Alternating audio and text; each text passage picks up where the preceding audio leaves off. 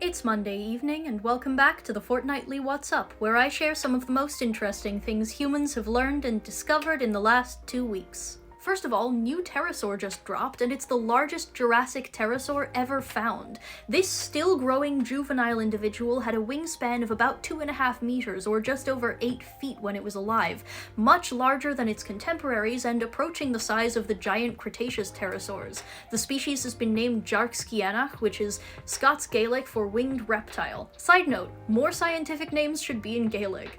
The Hubble Space Telescope just took this photograph of 3 galaxies merging into one.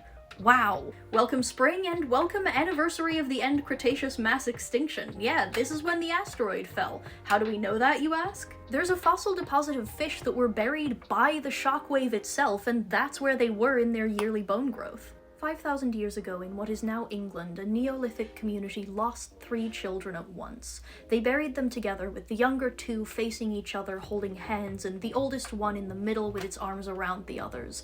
This chalk sculpture was found above the oldest child's head, along with a matching ball, so maybe this was some kind of toy or game. This object is on display in the British Museum until July 22nd, so if you're in London, go check it out and have a somber moment with the history of human grief. On a much lighter but also kind of moving note, a bunch of Australian magpies were outfitted with little GPS backpacks. The magpies couldn't remove their own backpacks, but they figured out they could remove each other's, giving the scientists something way more interesting to write about than GPS data. Scientists analyzed more than 3,000 modern human genomes to put together the most complete human family tree ever, laid it out on a map, and that right there, that's the Out of Africa event. That is the stamp of the moment that mankind crossed the Arabian Peninsula to get to the rest of the planet.